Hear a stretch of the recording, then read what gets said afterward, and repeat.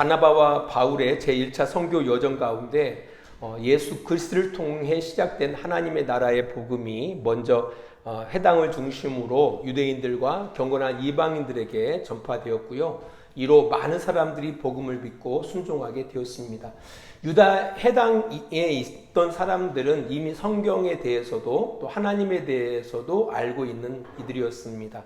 바나바 바울은 성경을 통해서 하나님이 선자들을 통해서 약속하신 그 그리스도가 그 나사렛 예수이심을 증거하고 그를 힘입어 제사함을 받고 그를 힘입어 믿는 자마다 의롭다 하심을 받는다라고 복음을 증거했습니다.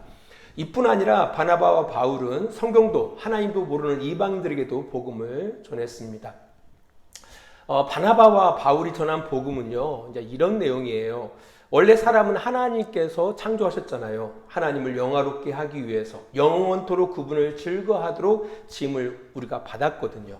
그러나 인간이 그 죄로 인해서 하나님을 떠나게 되고 자기 욕심으로 살게 되어진 겁니다. 그래서 본연의 목적에서 완전히 벗어나 결국 심판을 받을 수밖에 없는 운명 가운데 있었는데 하나님은 우리를 버리지 않고 불쌍히 여기셔서 우리를 향한 구원의 계획을 이미 준비하신 거예요. 그래서 죄 없으신 하나님의 아들을 이 땅 가운데 보내서 죄로 말미암아 마땅히 심판받을 수밖에 없는 우리들의 그 죄를 대신 짊어지시고 십자가에서 죽으신 거예요.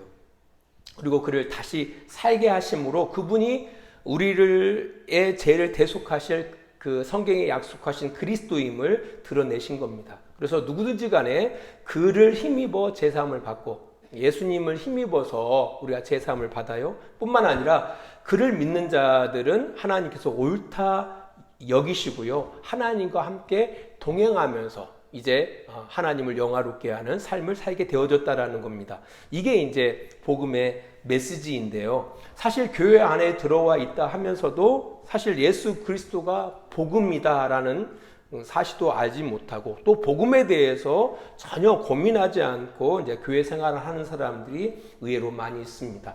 이제 단순히 죽어 천국 가기 위해서 아니면은 하나님을 잘 섬겨서 복을 받기 위해서 이제 교회에 나오는 사람들이 의외로 많이 있다라는 겁니다. 결코 아닙니다. 죄 때문에 심판받을 수밖에 없는 우리들을 위해서 예수 그리스도가 대신 그 죄값을 지불하신 거예요. 그래서 우리에게 복음인 거죠. 또 죄 때문에 거룩하신 하나님을 떠나 살 수밖에 없는 우리들이 그 예수 그리스도를 힘입어서 하나님께 돌아오게 됐어요. 그리고 그와 하나님과 함께 살 수 있게 되어진 겁니다. 그래서 우리가 이것을 복음이라고 하는 겁니다. 사실 이 복음이 그 당시 유대 해당 안에 있는 유대인들이나 경건한 이방인들은 그 메시아 사상을 갖고 있었거든요. 소망을 갖고 있었어요. 그래서 그들에게는 성경을 하나씩 풀어가지고 예수가 그리스도임을 증거했던 거예요. 이제 반면에 이제 성경도 알지 못하고 하나님도 알지 못했던 이방인들에게도 참 흥미있게도 이 복음이 증거되어졌다라는 겁니다. 여기서 좀 궁금증이 있어요. 성경에 대해서도 알고 있고 하나님에 대해서도 알고 있는 사람들에게는 예수 그리스도가 복음 되심에 대해서 나름대로 성경을 근거로 해가지고 설명할 수 있어요. 근데 문제는 뭐냐면 하나님도 모르고 성경도 모르는 사람이 어떻게 예수 그리스도를 믿고 구원을 받게 됐을까? 신기하지 않습니까? 근데 성경은 이제 그렇지 않다라는 겁니다. 바울은 고린도 교회에 보내는 첫 번째 편지에서 이렇게 말해요. 고린도전서 2장 5절입니다. 너희 믿음이 사람의 지혜에 있지 아니하고 다만 하나님의 능력에 있게 하려 하였노라라고 이야기하고 있습니다.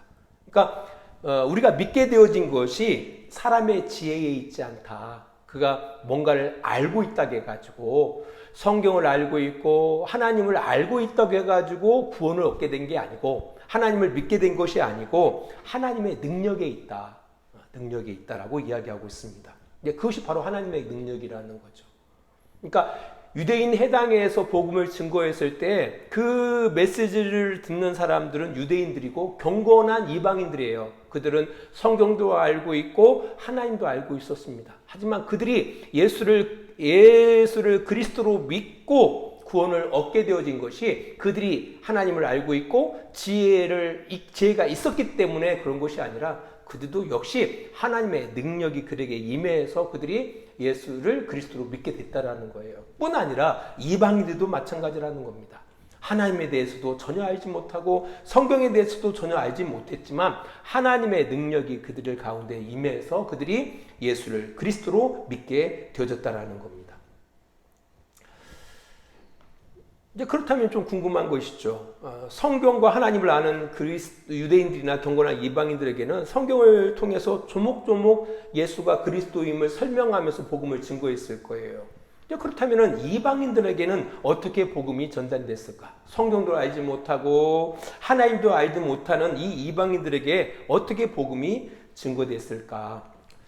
이제 이게 좀 궁금한 부분이에요. 오늘 본문 사도행전 14장 15절로 17절은 이렇게 이야기하고 있는 겁니다. 다시 한번 15절 중반부터 제가 읽어드리겠습니다.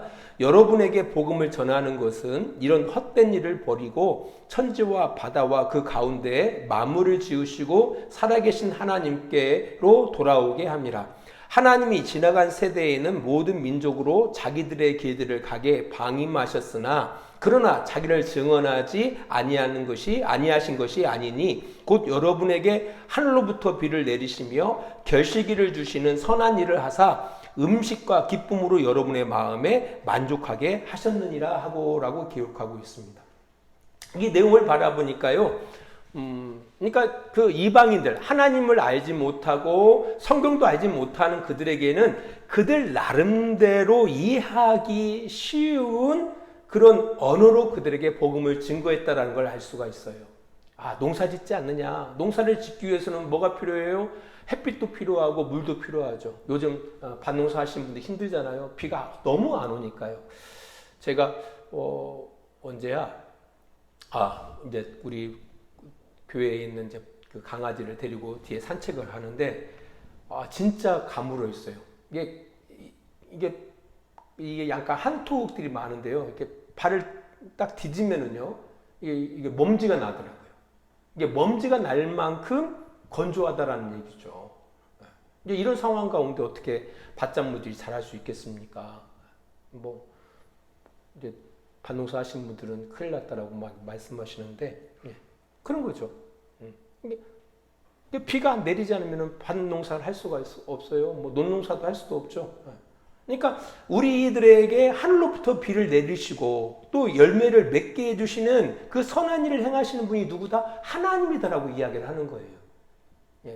그들이 이해할 수 있는 쉬운 언어를 가지고서 그들에게 하나님에 대해서 전하고요. 그리고 뿐만 아니라 복음이 뭔지에 대해서 전하고 있는 거예요. 이런 헛된 우상들을 버리고 하나님께로 돌아오게 하시려고 너희들에게 뭘 전한다? 복음을 전한다라고 이야기하고 있는 겁니다.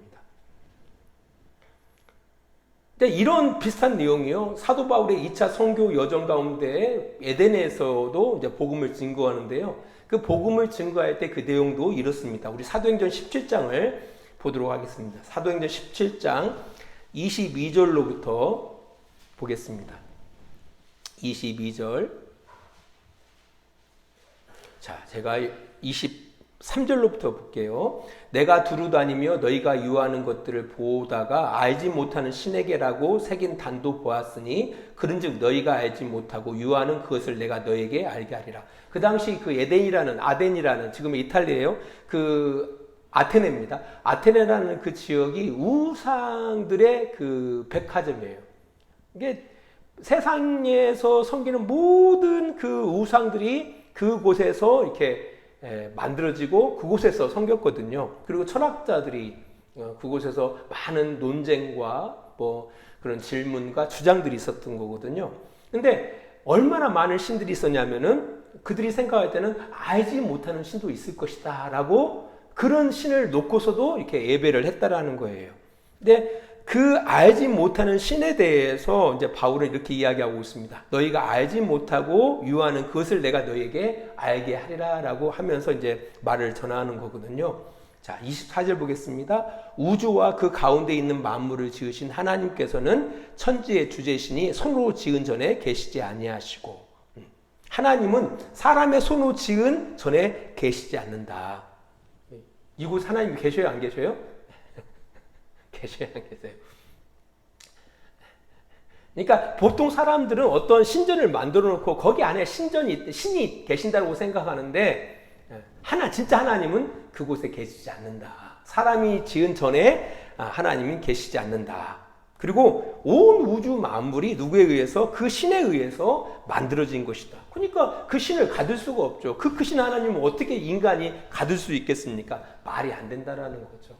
사실 이스라엘이 망한 가장 큰 이유 중에 하나가 신을 가둔 거예요. 어디에다가 성전에를 만들어 놓고 신을 가둬버렸어요. 가두다 보니까 하나님 어디에만 계셔? 신전에만 계신 거지, 성전에만. 그럼 밖에는 하나님이 안 계시잖아요. 이게 안 계시니까 지 마음대로 살고. 성전에 와서는 하나님이 계시니까 거기서는 예배하는 것처럼 살아가고. 그런 거죠. 이 교회 안에 하나님이 이렇게 계십니까? 여러분들 하나님 만나러 왔어요? 왜 하나님 계시나요? 잘 생각해 보셔야 돼요. 그리고 25절 봅니다. 또 무엇이 부족한 것처럼 사람의 손으로 섬김을 받으시는 것이 아니니 이는 만민에게 생명과 호흡과 만물을 친히 주시는 이심이라. 하나님은 뭐가 부족해서 어떤 인간을 통해서 섬김을 받으시는 분이 아니라는 거예요. 아니, 우리 부모님들도 그러잖아요. 여러분들 자식 낳아서 키우는 이유가 나중에 늙어서 자식으로부터 섬김받기 위해서 자식을 키우는 건 아니잖아요.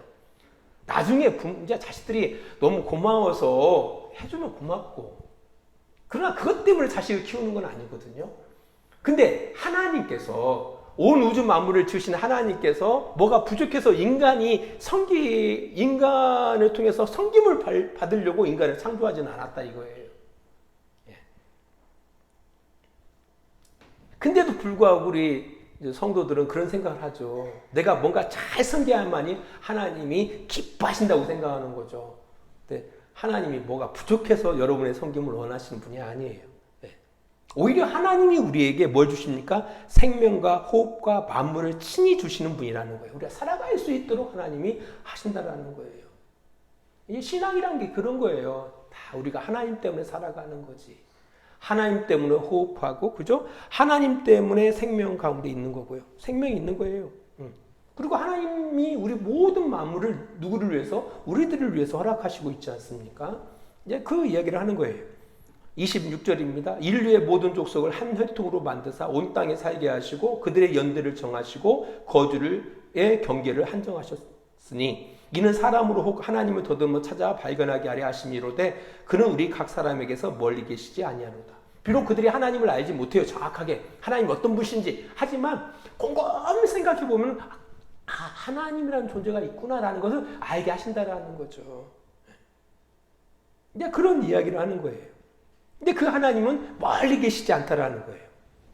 멀리 계시지 않다라는 얘기는 바로 뭐예요? 가까이 우리와 함께 하시고 있다라는 거예요.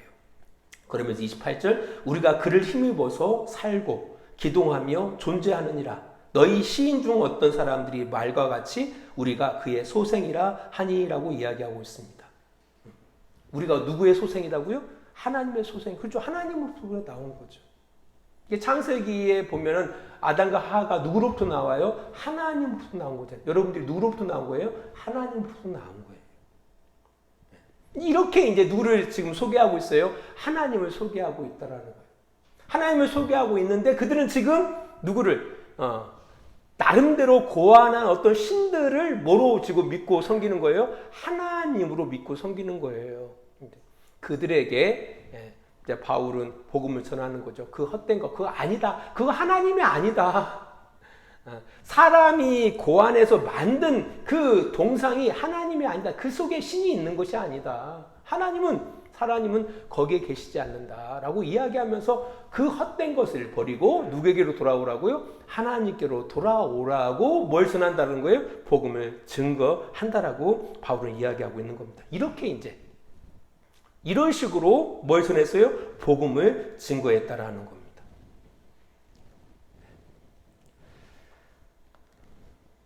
그러니까 사실 바울은 유대인이에요. 유대인의 시각 속에서 아덴이라는 그 지역에서 이루어지는 그 행태를 바라보면은요, 정말 답답하죠. 우상 숭배 아닙니까? 말도 안 되는 일들을 행하는 거예요. 저도 가끔 가다가 이렇게 뭐 은적사나 가다 보면은 사람들이 불자들 있잖아요. 가가지고 이상하게 생긴 것을 향해서 막 내 마음속에 너무 안타까워요. 절할 데가 없어 저기서 절하나. 안타깝잖아요. 어떤 시각에서 바라보니까, 우리가 기독교적인 시각에서 바라보니까, 하나님을 아는 어떤 입장에서 바라보니까 보세요, 안타깝잖아요. 그러니까 유대인의 시각에서 바라볼 때 이건 분명히 우상숭배예요. 심각한 죄악이에요. 죄악입니다. 죄입니다. 근데 바울은 그 상황을 이렇게 표현해요. 뭐라고 말하고 있냐면, 너희는 범사에 종교심이 많도다. 너희들 안에 종교심이 있기 때문에, 그러니까 하나님을 알지 못하는데 뭔가를 섬겨야겠어. 이런 종교심이 있기 때문에, 심지어는 알지 못하는 신에게도 너희들이 숭배하더라는 거예요. 만일 알만한 유대인이란다면은 혼쭐이 나겠죠. 너 지금 무슨 짓 하는 거야? 왜 이 미친 짓을 하는 거야? 라고 이렇게 혼쭐이 나겠지만, 유대인의 시각에서가 아니라 그들의 시각에서 보는 거예요. 아, 너희들이 종교심이 많구나. 비록 하나님을 알지 못하지만. 이런 자세가 필요했다라는 거죠. 이런 노력을 했던 거예요. 그러니까 유대교적인 시각이 아니라 이방인의 눈높이로, 그들의 언어로 하나님과 복음을 소개하려고 얼마나 노력하고 있는지를 엿볼 수 있는 내용이에요. 이런 부분들. 그러니까 이방인들에게 복음을 증거할 때 유대인의 눈높이로 복음을 증거했던 것이 아니라 누구의 눈높이로? 믿지 않는 그들의 시각에서 복음을 증거했다라는 것을 우리가 놓쳐서는 안 된다라는 거예요. 그러니까 소통하려고 노력을 했다는 거예요. 소통. 우리가 보통 소통을 뭐로 하죠? 언어로 하잖아요. 이 언어에 대한 사전적인 의미를 바라보면 우리의 사상이나 감정을 나타내고 의사를 소통하기 위한 어떤 음성 문자, 따위의 수단을 말한다고 이야기를 해요. 이게 말로 우리가 가지고 있는 사상이나 감정을 표현하는 거예요. 의사소통을 하는 거예요. 소통하기 위해서 언어라는 것이. 그러니까 바울은 하나님에 대해서도 성경에 대해서도 전혀 알지 못하는 사람들에게 소통하기 위해서, 복음을 전하기 위해서는 소통을 해야 할 거 아닙니까? 소통하기 위해서 누구의 눈높이? 이방인의 눈높이로 이야기를 하고 있었다라는 겁니다. 그런 노력을 했다라는 겁니다. 이것은 지금 우리들의 교회와 성도들에게 매우 중요한 그런 메시지를 주고 있다라는 겁니다. 사실 교회나 성도들은 땅끝까지 예수 그리스도의 복음을 증거해야 할 사명이 있어요. 이 사명을 위해서는 그 복음을 드려야 할 세상과의 소통이 필요하다라는 거죠. 소통이. 그 소통을 위해서는 어떤 교회에서 통용되어지는 어떤 언어가 아니라 일반인 누구든지 이해하기 쉬운 일상의 언어로 말하는 노력이 필요하다라는 거죠. 이게 진짜 중요한 겁니다. 예를 들어서 한참 때 예수, 천당, 불신죠. 사실 예수? 우리 교회 안에서나 아는 단어죠. 천당? 우리 교회 안에서나 아는 단어죠. 불신도 마찬가지예요. 지옥도 마찬가지예요. 전혀 누가 공감하지 않죠?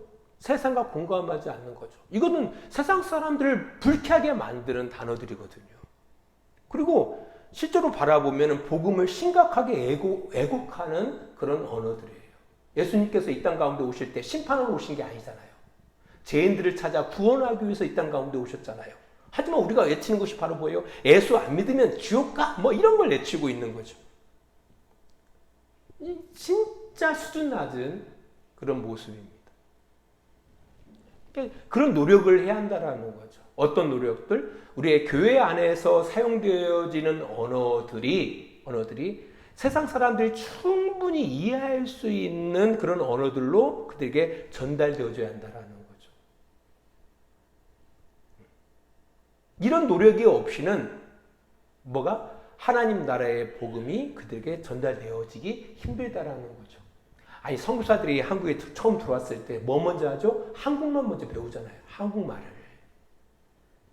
한국말을 먼저 배워요. 뭐 하기 위해서? 이 조선 땅과 소통하기 위해서, 조선 사람들과 소통하기 위해서 한국말을 배워야 한다라는 거죠. 근데 참 안타까운 것은 우리 교회 생활에 너무 익숙한 성도들이 세상의 언어들을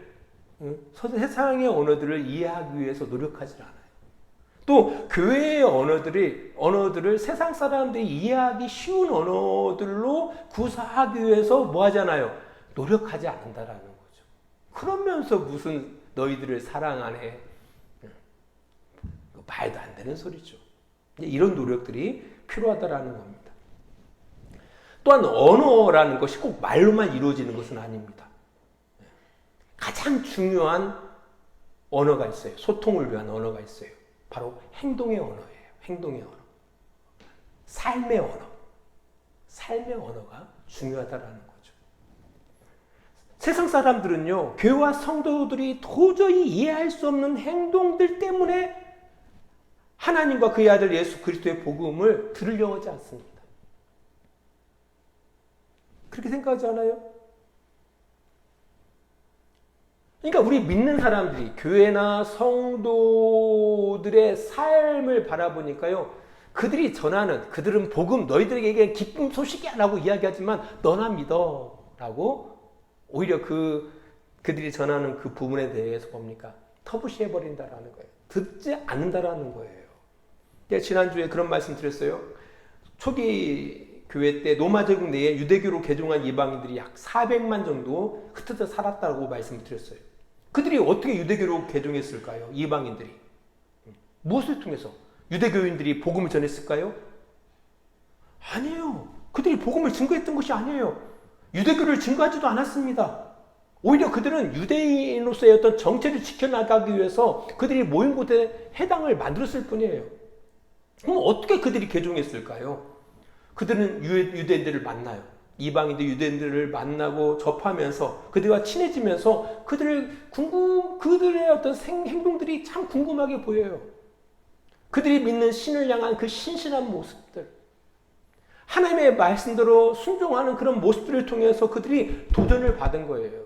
그래서 나도 너희들처럼 살고 싶다 해서 유대교로 개종한 거예요. 이게 그들의 삶의 언어가 그들에게 도전이 됐던 거예요. 말로 야 유일신 하나님을 믿어라 이게 아니었던 거예요. 그들의 실제 하는 삶을 통해서 그들이 도전을 받았다라는 거예요. 이런 모습은요, 지금의 우리 개신교회와 카톨릭의 극단적인 모습을 통해서 확인할 수가 있어요. 여튼 카톨릭 신자들이 전도하는 거 봤습니까? 개신교 신자들처럼? 전도하는 거 별로 못 보셨죠? 여러분들이 카톨릭 신자들이 이게 뭐 이렇게 찌라시해가지고 막 돌리는 거 보셨습니까? 한 번도 못 봤을 거예요. 저도 본 적이 없습니다. 근데도 불구하고 지금 카톨릭은요, 어마어마하게 수적으로 성장하고 있습니다. 꼭 그 수적인 성장이 부흥이다라고 말하기는 그렇지만, 그럼에도 불구하고 카톨릭 성당은 어마어마하게 부흥하고 있어요. 반면에 개신교회는 점점 텅텅텅 비어가고 있습니다. 그 원인이 어디 있을까? 이것은요, 여러 가지 데이터를 통해서 확인할 수가 있어요. 참 오래됐지만은요, 2009년도에 기독교 윤리 실천 운동에서 이런 앙케이트 조사를 했어요. 신뢰받는 직업 33가지를 가지고 신뢰도를 조사했는데요. 첫 번째 1위가 소방관으로 나왔어요. 소방관이 최고로 신뢰하는 우리나라에서. 두 번째가 간호사. 세 번째가 환경미화원. 그리고 11위가 신부예요. 신부. 18위가 승려.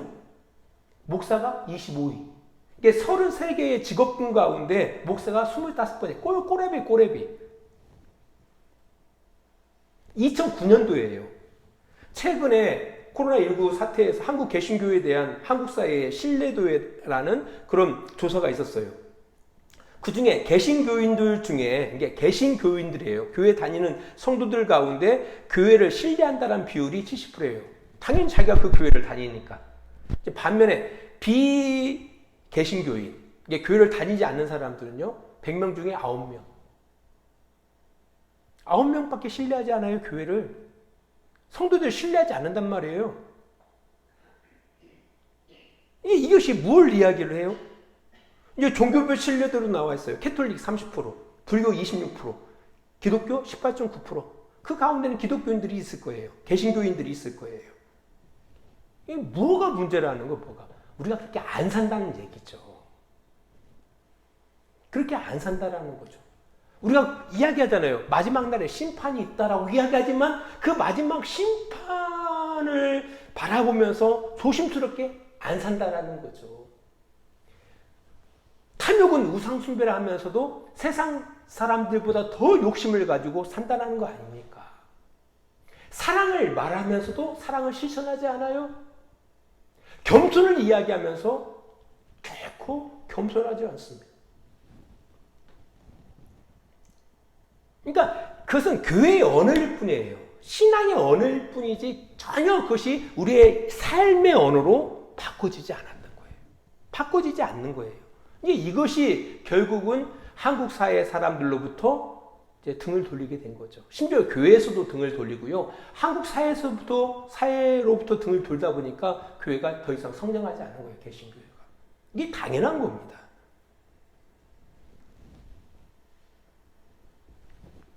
여러분 꼭 기억하셔야 돼요. 우리가 수많은 미사오구를 통해서 사람들이 감화감동하지 않습니다.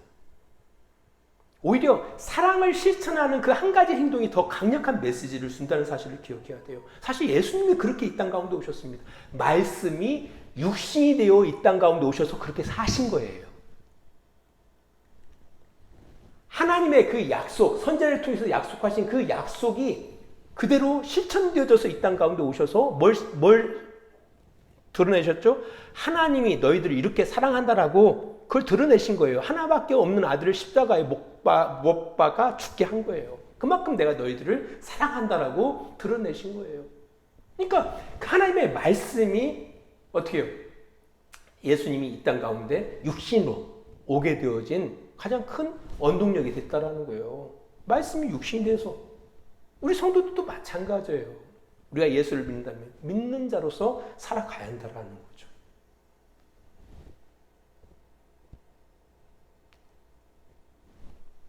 이게 중요하다라는 얘기예요. 지금 우리가 정말 고민하고 고민해야 할 것이 바로 뭐냐면은 어떻게 하면은 우리의 신앙의 언어를 삶의 언어로 바꿀 것인가. 이게 가장 중요한 한국 교회의 숙제예요. 이것이 이루어지지 않으면은 하나님 나라의 복음은 드러낼 수가 없어요. 왜? 사람들은 길을 닫기 때문에. 너나 잘해. 너나 믿고 천국 가. 네가 가는 곳이라면 난 가고 싶지 않아. 말씀의 결론을 맺으면서요. 캐리숙, 크리숙 부부예요.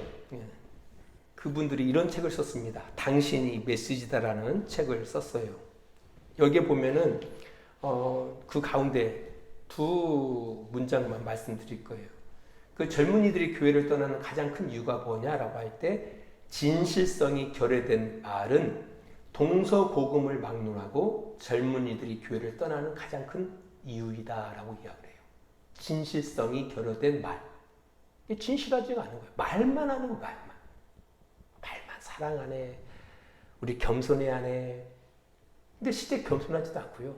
사랑할 줄도 모르거든요. 교회를 떠나는 가장 큰 이유라는 거예요. 또 한 가지 문구인데요. 사람들은 우리가 전하고 싶은 메시지가 아니라 전하지 않으려고 해도 전해지는 메시지에 귀를 기울인다. 사람들은요, 우리가 전하고자 하는 메시지, 이 사람 예수 믿었으면 좋겠어. 이런 메시지에 귀를 기울이는 것이 아니라 우리가 전하지 않으려고 해도 전달되어지는 메시지에 귀를 기울인다라는 거죠. 그러니까 우리가 사랑을 실천하십시오. 겸손을 실천하라는 거예요. 그러면 겸손이라는 강력한 메시지가 사람들한테 드러낸다라는 거예요. 그래, 저렇게 살아야지. 그래, 저렇게 살아야지. 기도하겠습니다. 하나님 아버지, 감사합니다. 바울과 바나바의 그 1차 선교 여정 가운데 이방인들에게 복음이 증거되어지는 이야기를 통해서 여러 가지 것들을 깨닫게 되어집니다. 신앙의 언어가 아닌 하나님을 알지 못하는 그들의 눈높이로 그들에게 전하고자 했던 그들의 노력들을 보게 되어지면서 우리 자신들을 돌아보게 되어집니다. 우리들은 얼마나 우리 이웃들을 이해하기 위해서 노력하고 있는지, 또 이웃들의 언어를 우리가 연구하면서 어떻게 하나님의 언어, 신앙의 언어를 가지고 그들에게 다가가려고 노력하고 있는지를 곰곰이 되새겨 봅니다. 또한 신앙의 언어가 아닌 우리 신앙의 언어가 일상의 언어가 돼서 그들에게 전달해야 할 그런 마땅한 그리스도의 책임이 있음에도 불구하고 우리는 지금 어떻게 살고 있는지를 다시 한번 돌아보는 그런 귀한 계기가 되어지기를 원합니다.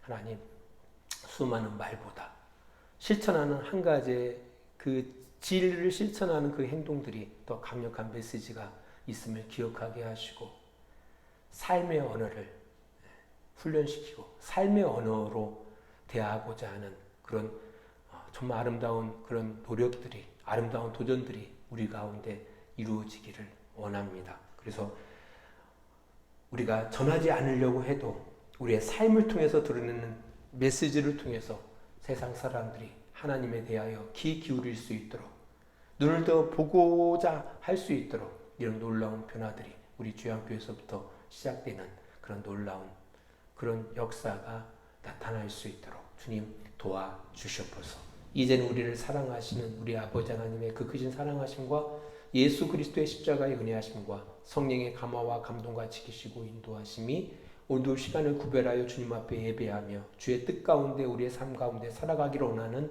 귀한 성도들의 머리 위에와 또한 성령께서 우리의 모든 삶 가운데 일거질투족을 지도하시고 인도하심에 대하여 순종하는 마음으로 살아가는 귀한 살아가고자 하는 모든 성도들의 머리 위에 하나님의 은혜와 사랑이 늘 함께 해주시기를 간절히 축원하옵나이다. 아멘.